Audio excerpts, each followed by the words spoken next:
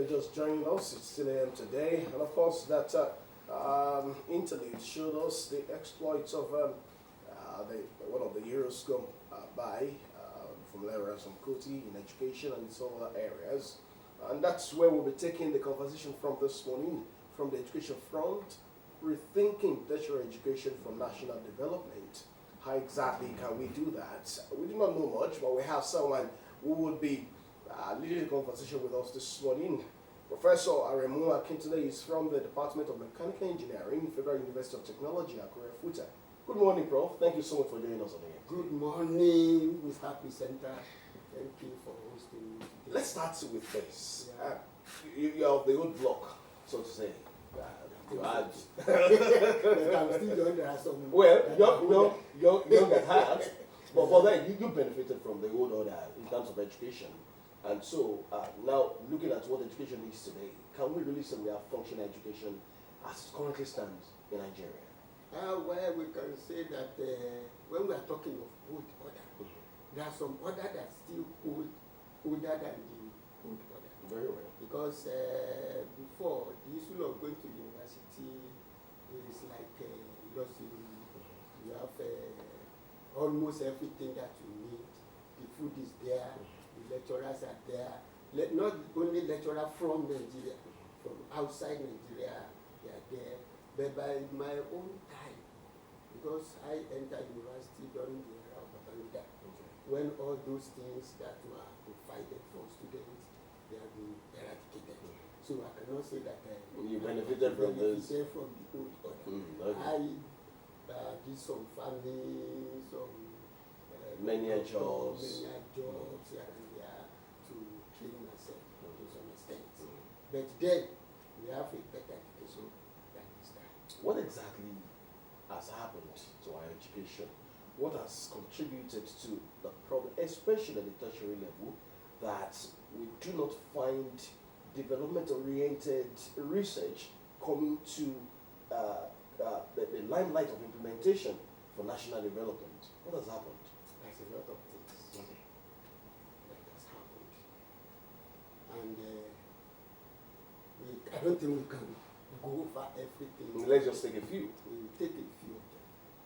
One of them is the policy from the government. The policy are never stable policy. When we have 6334 system of education, which I think is the best we have ever had in this country, we thought that it would be implemented.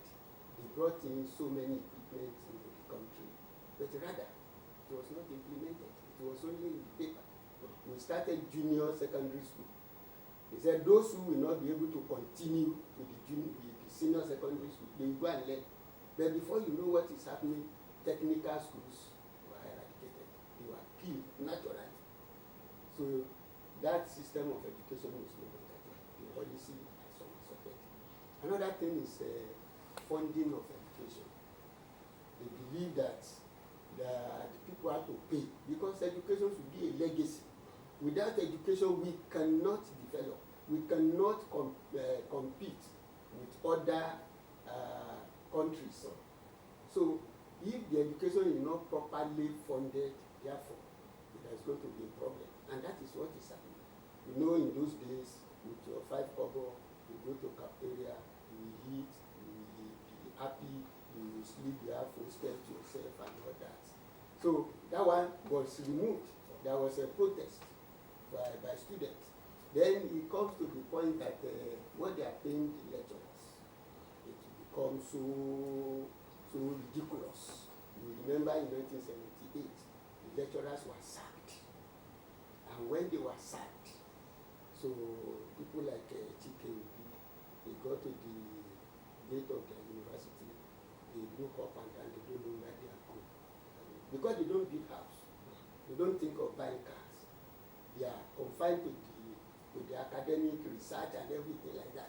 Then when they were sacked, so everybody had to think that I have to build house, I have to buy a car. So if they sack me, I must have somewhere to go. That one, since 1978, it paralyzes the education so much. And until today, you will discover that all the unions in the university, they are crying, they are saying one thing or the other, that funding should come to the university.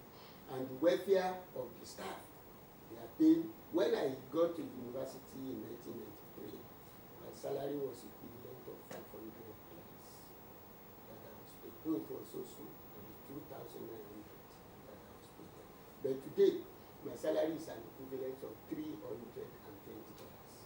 As a professor? As a professor. So that is what I've been paid. So when a professor is being paid, that is for you to think of what you are going to eat and all this and that.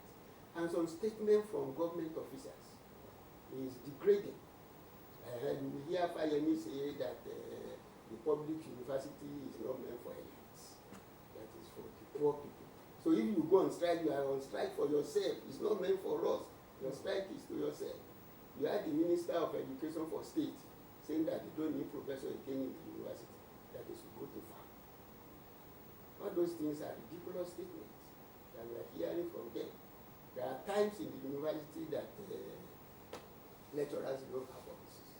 No, but I can tell you today, we have offices and we don't have lecturers.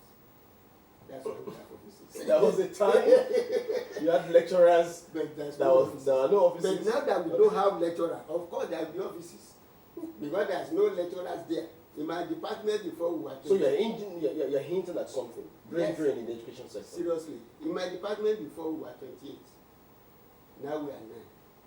In the Department of Mechanical Engineering? Yes, now we are 9. And we have over 500 students. In that department? Yes. You will see that the workload is just too much for us. If any of our younger ones that find opportunity to go out, they will not come back. They will stay there. So the brain drain is just too high in the university. Now look at the gap that is being created now.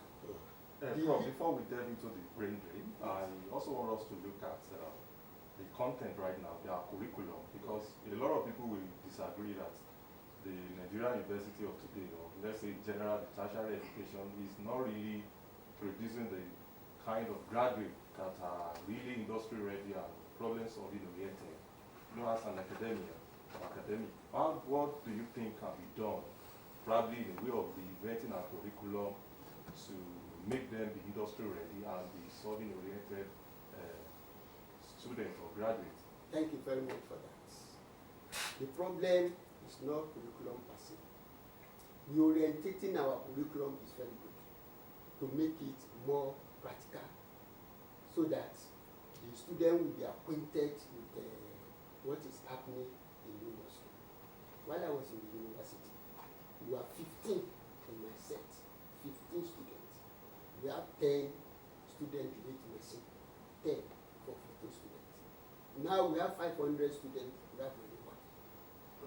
So how would they go do the practical now? It's become a very serious problem in the universities. The equipment are not there. You can't see them. And the NUC is not helping the matter. They will call. They know these things are not there. Before we used to go and borrow from other university and polytechnic to make call so that we can do accreditation.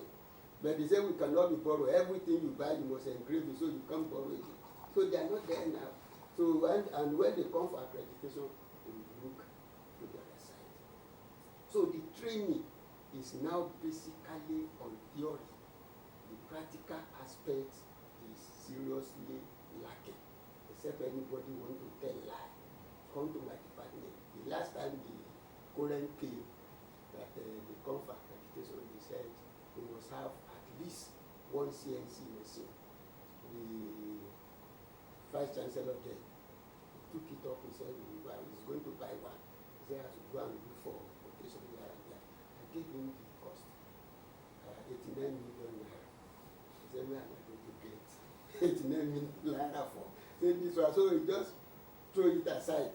So funding of university is too poor. And there's nobody has ever come to university, whether you see or Korean, they are hammering on the same thing. The government is not ready to do this. Aren't we, just a moment, aren't we also the problem of ourselves in the tertiary education arena? I'm more particular about this issue of accreditation. most times you find institutions in dire need of accreditation, they borrow almost everything. Lecturers from other places, equipment from other places, especially the science-oriented courses, laboratories that are not equipped, you go get those laboratory equipment from elsewhere. So even you see this coming and say, look, every equipment you have, you must engrave it. Isn't it a way of also taming the inherent corruption in the education sector, where you find administrators of the education sector coming to hoodwink the accreditors? Because you are making it seem that you have those equipment when you really do not have it. Or don't you think so? Yeah, now that we don't have it, we still don't have it. So what they said was a very good one. But they have to take it out. These people are borrowing this thing, meaning that they're supposed to have it. Now that you are no longer borrowing, it's And we don't open have it. And and it is clear. Clear that that these things are not there. And they didn't provide it. So that's it. So who will bail the cat? NUC is there, is the one regulating. And the NUC, they don't have only one testament. They have old, they have new, they have new. And that's what is causing the problem in the university. When I came in 1993, I'm saying, it was 7 students to 1 lecturer. So when you want to get admission, count the number of lecturers, that space that you have, that's what all. Later on, they increase it to 15. Later on, they increase it to 21. Now I told you that we are 9. We have more than 500 students. So what's the ratio? So more than 50 students to lecturer now. How will they cope? So we need to reorientate the university. It needs proper overhauling. If at all, we need good education lecturer. It is necessary. Okay, so Prof, you made mention of underfunding, and it's looking like the government is already overwhelmed, because if you ask government to improve or increase the funding of the education sector of the country, it will tell you there are other priorities, industry, energy, and the rest. So what do you think can be done in way of probably an alternative funding to actually, promote and improve our educational standard in this country, particularly tertiary education? You said overwhelming, which I don't. That's what they tell you. They tell you there are other priorities, and at that point we are stretched. So, so is there any other, we can't continue to rely on government. Overall, government cannot be that productive in a way. But what do you think can be done now, probably to seek an alternative in trying to improve our educational standard in this country? We are talking of alternative. Though Nigeria look like a country of individuals, anybody that wants to invest will be looking for profit. That one make it difficult to get alternative. And the brain that ASU brought on the table is this tech fund, where there is money, which is being mismanaged now. You will discover that there are some things that government has been for the universities before that they are not doing again. Everything is now bordering on tech fund. Who is mismanaging tech fund? Those that are there, that are governing the place. The test fund, the way they crafted it, it is not the way it is being. There are also concerns that university administrators also abuse tech fund. Let me tell you, tech fund will approve a project this year. Go and bring the project that approved. Then they will approve it. That this is the project, this is the amount. In 2025. We will not release that money until 2028. Now when they start the project, they will not complete it. They say go and school. If it has been a 3-story building, they will cut it. They say 2. If they ask them to supply equipment to my department since 2017, that equipment is not completed today. They have not installed it. The one they brought, they just stopped it there. Without being installed.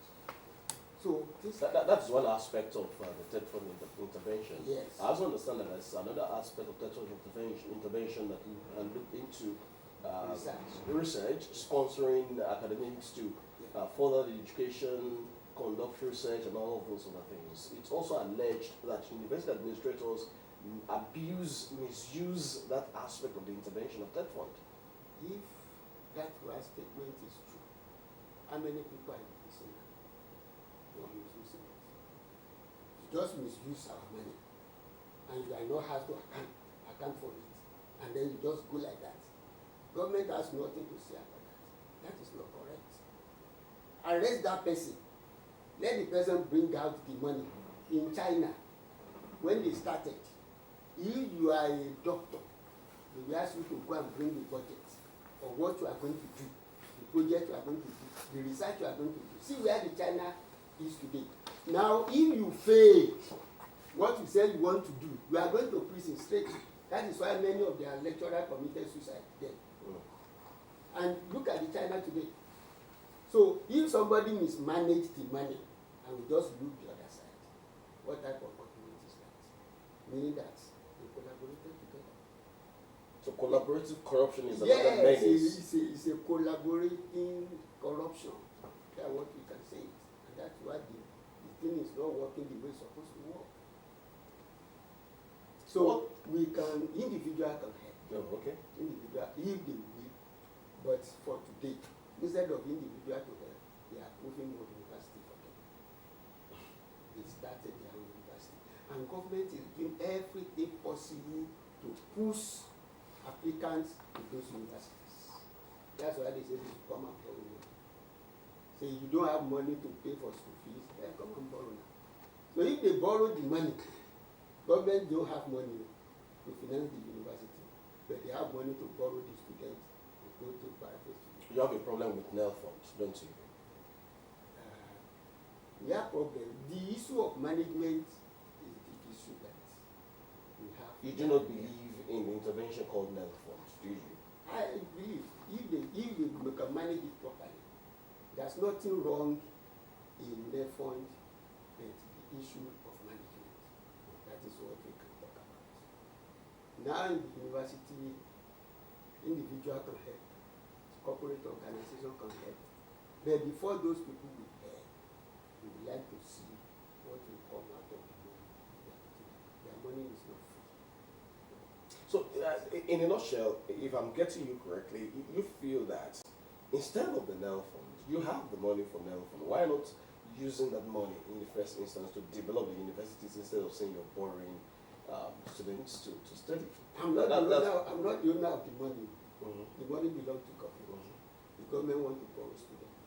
If the student borrow the money after the education, after the graduation, they have means of paying back that money. So that money will just go down the drain. The government will come and will just pardon those who borrow the money, and then we will see again. Why can't we use that money to equip the university? Even the money from Bedford, you are very close to the university. Many people were trained with that money, and they are not in Nigeria. Immediately you give them the money, you went outside, you go and study. After their study, they are not coming back. How much are you going to pay them? So you say this will come back to Nigeria. You can't even invite people from African country come and be teaching in Nigeria today. It's not possible. So that money we are using to train them outside. Those equipment they want to use there, buy it, put in our university here, let them use it there. If the person who will supervise is in another country, bring that person down here, let him do the supervision here, pay him, let him go back to his country. That one will help the university work and will be sending them. Professor Akintunde, so much we've seen to talk about, but let's quickly take a break and pay some bills. When we do that, we will return and look at the propriety or otherwise of setting up new universities at a time like this, whether or not it's going to help in rethinking our tertiary education for development. We'll be right back, everyone.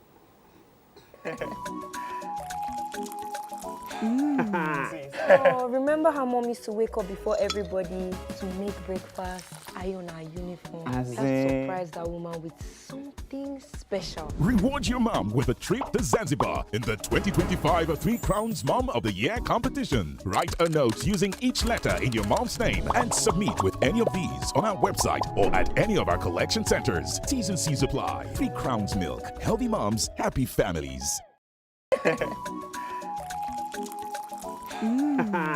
Oh, remember how mom used to wake up before everybody to make breakfast, iron our uniform? Let's surprise that woman with something special. Reward your mom with a trip to Zanzibar in the 2025 Three Crowns Mom of the Year competition. Write a note using each letter in your mom's name and submit with any of these on our website or at any of our collection centers. T's and C's apply. 3 Crowns Milk. Healthy moms, happy families.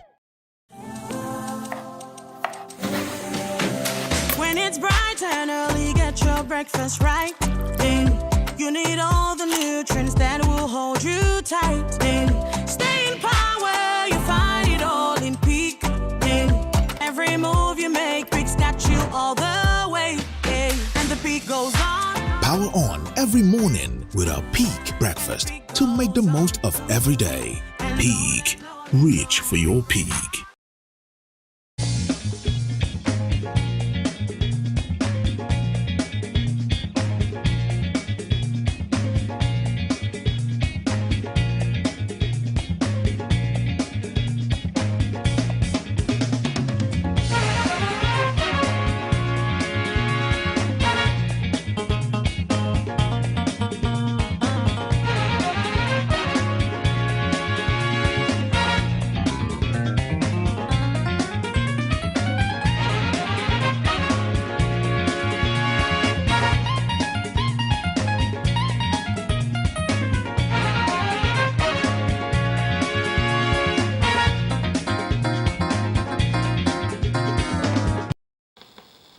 Welcome back, everyone. It was a slight break at your end. It wasn't any break here.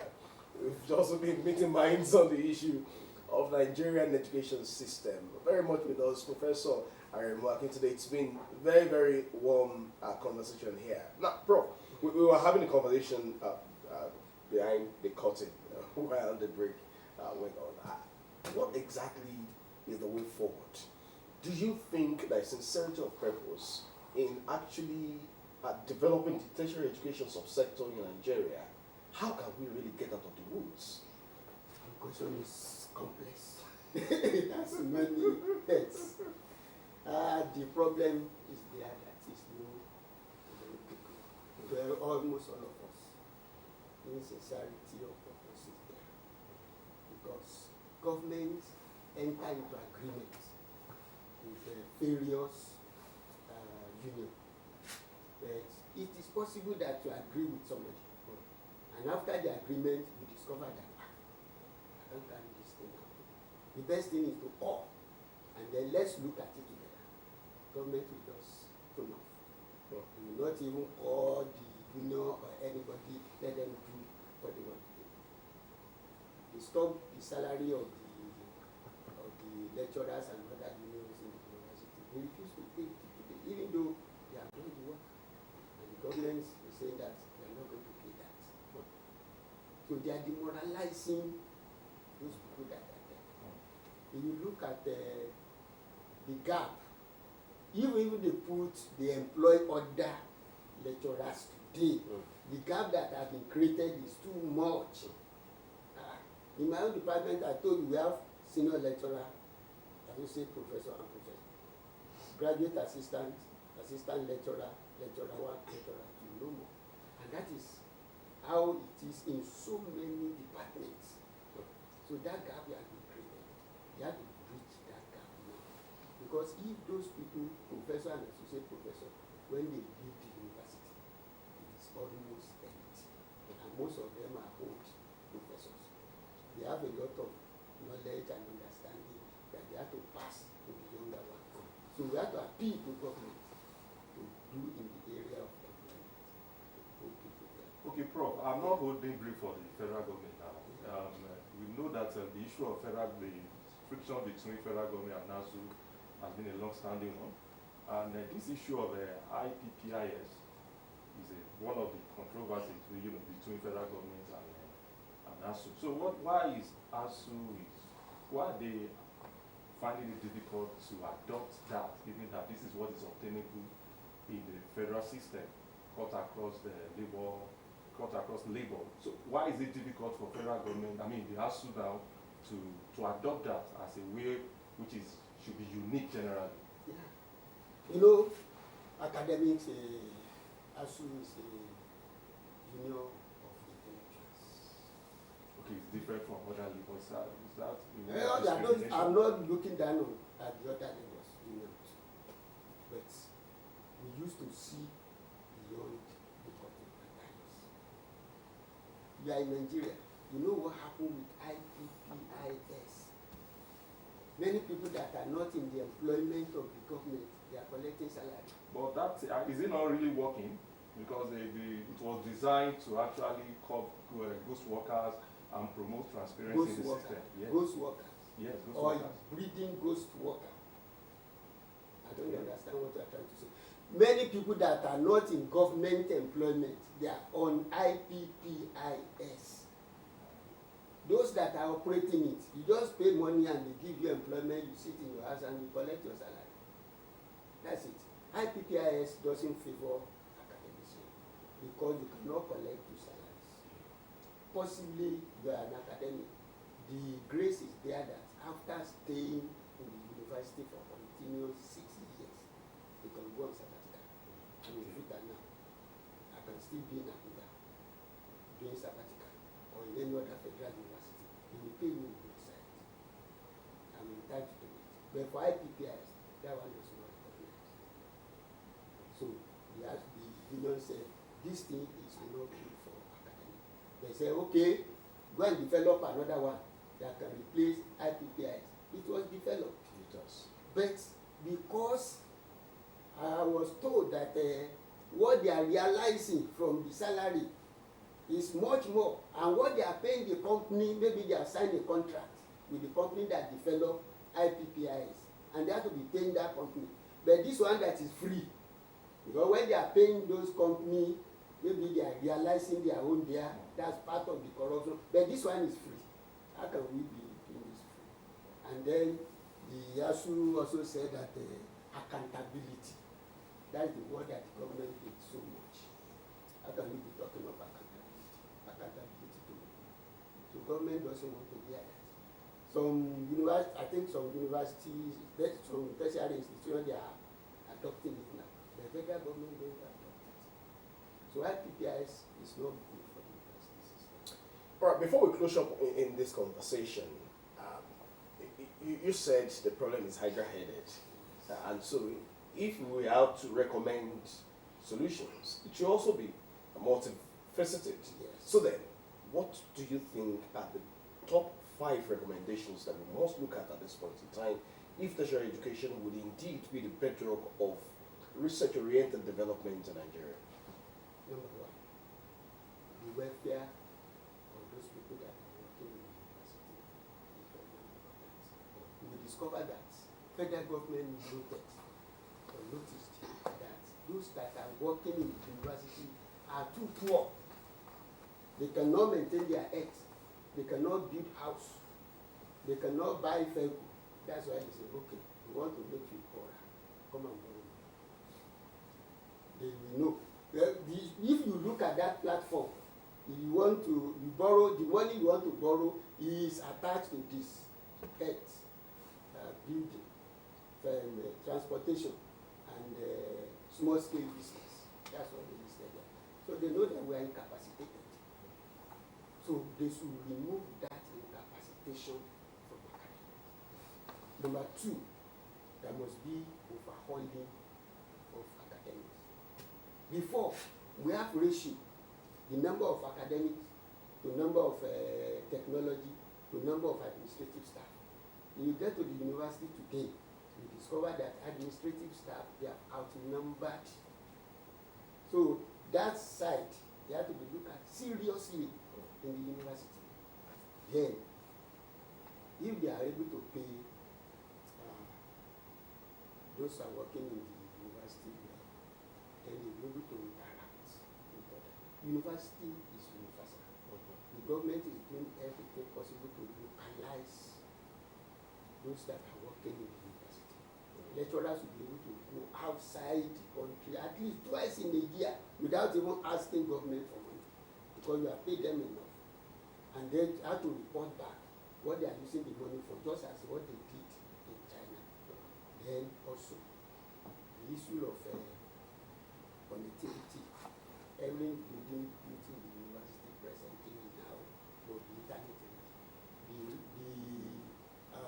education has gone beyond digital.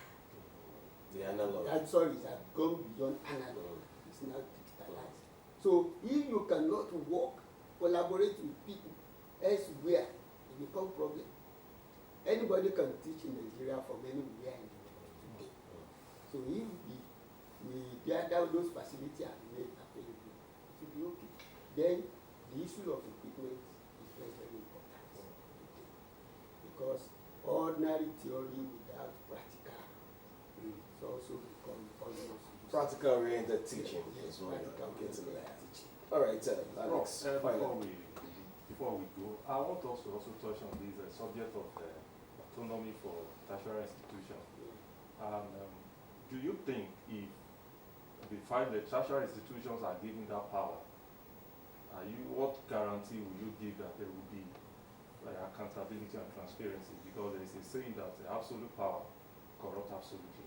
So what guarantee can we actually get that indeed the tertiary institutions will manage their money or fund appropriately? If they don't manage it appropriately, those who mismanage the money in the university, if they give university autonomy, the autonomy we are talking about is not that government has no say, because the council is there to moderate, to stand in for the government inside the university. They send people there to govern the university. We are saying that let us manage our research, let us manage our resources. If that one is, it has to be accountable. The unions are there. If any university management misbehave, they know that the union are there as watchdog. If that autonomy is given and the government is not proposing, we have good vice chancellors. Because most of the time, the vice chancellor are just errand boy in the hand of government. What they call it, the desk officer can call the vice chancellor. Mr. Vice Chancellor report in Abuja to board. What type of nonsense is that?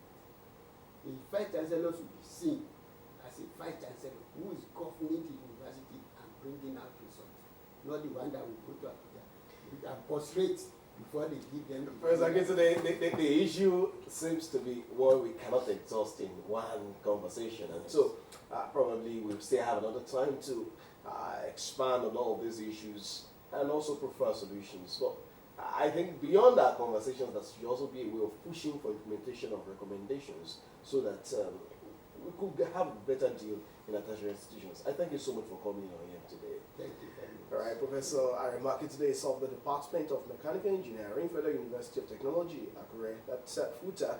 And we've been discussing how to rethink and recalibrate tertiary education in Nigeria in the last 30-something minutes, and it's been an interesting moment. We'll take a break now. When we return, do time for yet another conversation. Please just stay with us, everyone.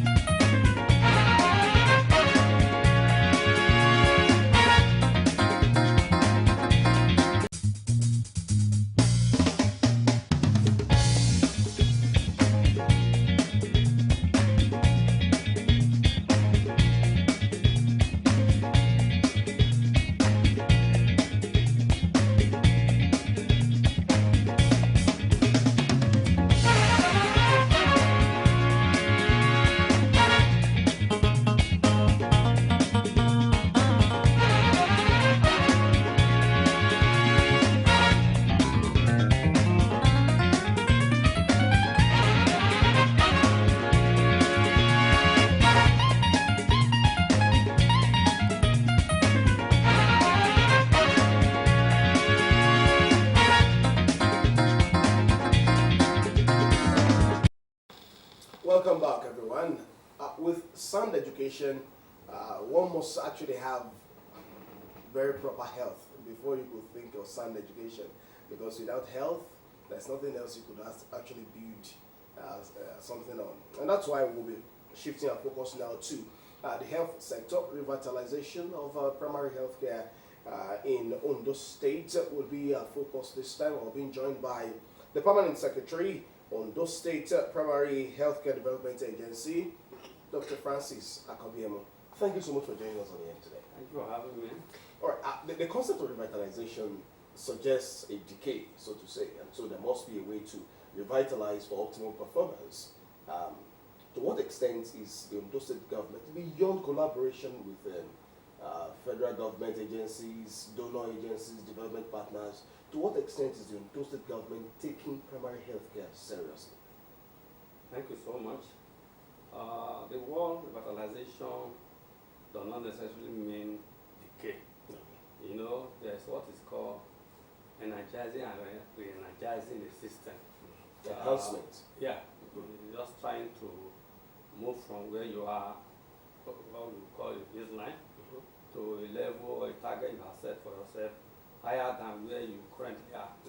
And that is the concept of this revitalization. And it's a program that the state government is actually driving. Even though it's in collaboration with the World Bank, the money actually belongs to the state government. So when you take a facility, you are the one that pays the counterpart fund, pay the loans, and it's your money. So it's actually the state government that is driving this process of revitalization, trying to ensure that the health center become more attractive. There have been a lot of facility, infrastructure, development, enhancement in the PAC system over the years, and of this particular one is the largest, is the most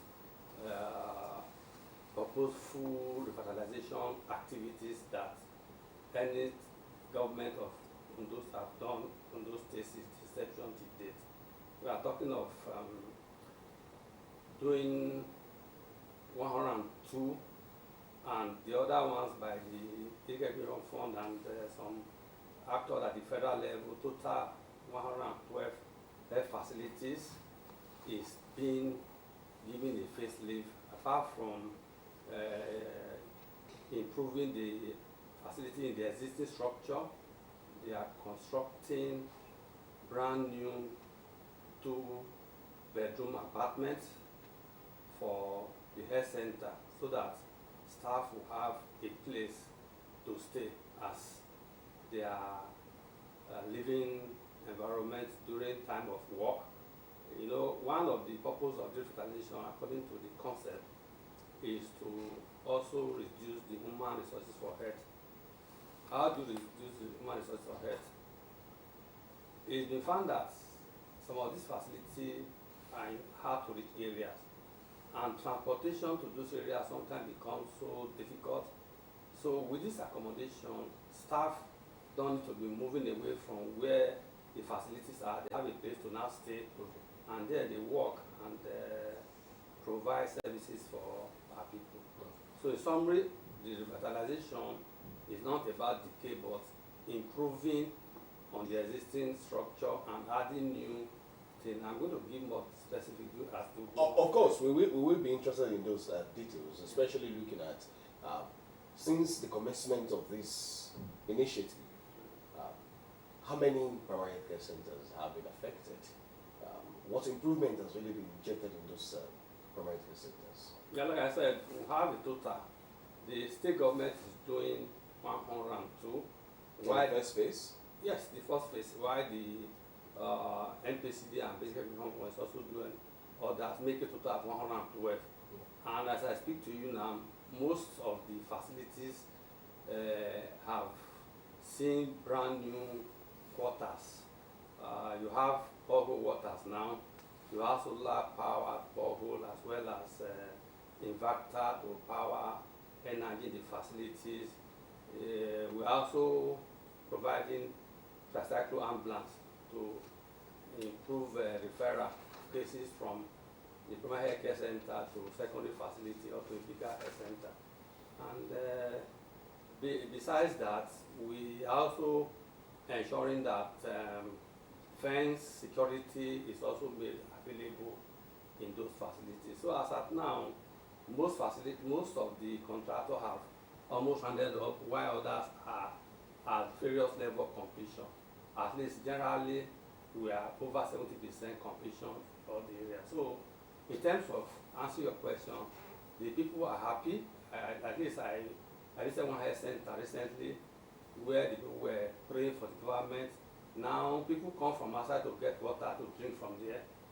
People come in and see a place attractive for seeking healthcare service delivery. So in terms of impact on the community, people are happy. And as I speak to you, I receive call every day where people are pleading that they should extend it to their own, those who are not currently benefiting now. That's exactly what I was Yes, asking. I'm on it. It's a phase. Okay. It's a phase. The program is to ensure we're going to affect all the wards. For now, we are talking Including about the interiors and the riverine. every, I'm telling you that I mentioned hard to reach area. When you say hard to reach, it means the interior.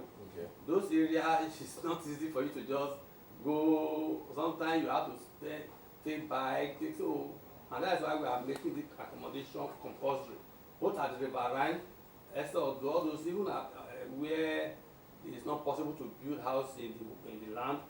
They are put structures based on the existing way of building houses in some of those riverine areas. So it's everywhere. But like I said, this first phase is what we are targeting. After this, we are going to extend to the remaining wards. And it's also interesting to know that the state government is also keen into, because the governor is one of the governors that signed a new project they call PAC. His signature is boldly there, commitment to that project, which will also ensure that by the time that one comes fully operational, it will be addressing 2 facilities per ward. In other words, we're talking about 406 facilities that will be affected in terms of revitalization. Of course, this one that is already being done will no longer, of course, be removed from those 2 per ward. What I mean, if we are doing 406, the one already revitalized will not be the first focus now. It's to go to the other ones that have not currently been focused on this present ongoing revitalization. Dr. Kambiemo, I do not know if I'm correct to say that this revitalization has to do with infrastructure development at the basic health facilities. But then, if I'm correct, then I must also ask you, the last person who came on that seat was talking about, in the past, they had offices without, they had lecturers without offices. Now they have offices without lecturers. So would that not be the case in terms of this revitalization, that we now have better infrastructure but no personnel? What is the focus of this revitalization in terms of personnel enhancements too? Let me thank you for this very beautiful question. And it's like you have spoke to Mr. Governor. It's like you are speaking his mind. Why do I say so? A few days ago, the governor had approved recruitment for another set of health workers. Okay. That's why I say it's like you are speaking his mind, and the process has just started. We took nurses and doctors recently, 129 total. But now the governor has approved another 439 staff to be added to the 129. So that, like you said, the fulcrum of the health system is the human resources. You have 6 pillars in terms of health system, according to World Health Organization, but the most important one is the human resources. Now, the governor is now complementing that infrastructure with bringing in new set of health workers. Because looking at that number, it's large, considering the economic reality in Nigeria today. When I'm talking about 29 plus under 439. In other words, there's no ward now that will not have at least 2 more additional staff receiving human resources for health. So we started that process last week. I was in the head of service, and the interview had already been done before, so we are using those who passed in the previous interview and bring out the best among them so that they can fill those vacancies. And I know it's not one off thing. According to Mr. Governor, as the need arises, is going to be replacing. So in those states is lucky. I don't think there's any state again now that is employing the way this government is employing. Looking at the reality on in terms of salary, in terms of economic reality, for him to do this is, it means he has enormous love for the people of Ondo State. I think we need to pray for him and encourage him so that he will not be tired for all this giant thing he's doing for Ondo State. Okay, thank you for that. In a bid to revamp the primary health care system in Ondo State, one of the initiatives that is shouldered on the responsibility of your agency, I mean that is on the shoulder of your agency, is this issue of the initiative of impact. Yeah. So what role are they playing? And probably you can just give up the overview of this particular initiative, impact. Impact is a World Bank project. Again, like I said, it's a loan. Impact is not a grant. And that is where we need to thank this government, because not all the state government in Nigeria that is impact. Some didn't key into it because they don't think it's necessary to take that facility to improve their health system. So the state government signed and took that facility to ensure that the narrative in terms of health service delivery in those states have different outlook. So impact is strengthening the health system. Part of the fund is what we are using for this revitalization. Like I said, it's a facility. It's not a grant. It was not attached to the state government. The state government look into it, okay, we are going to take this facility to improve the health system of Ondo State.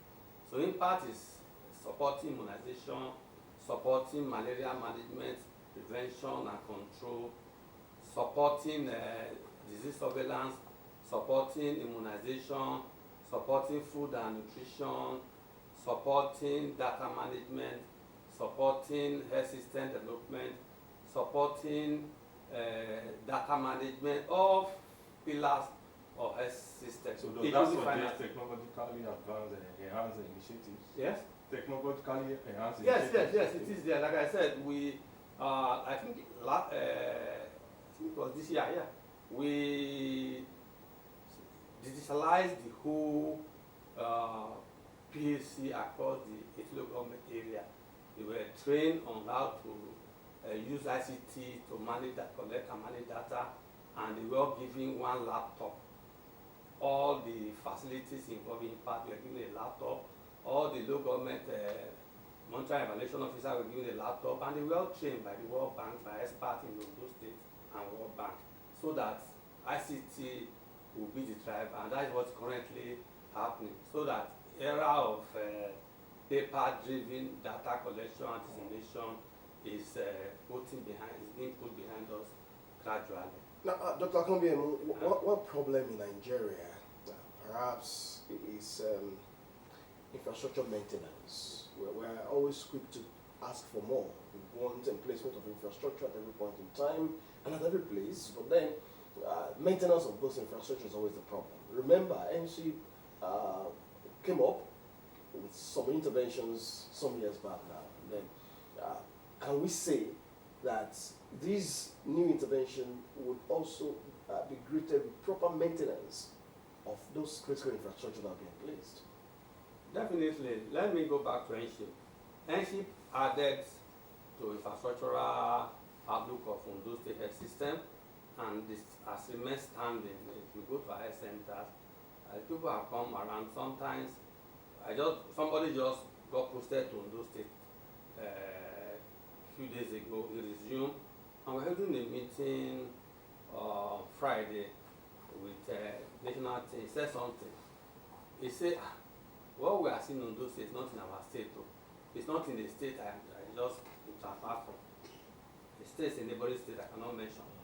So that is, apart from the NSHIP, the impact also with this investment in terms of infrastructural upgrade and all has its own maintenance sustainability.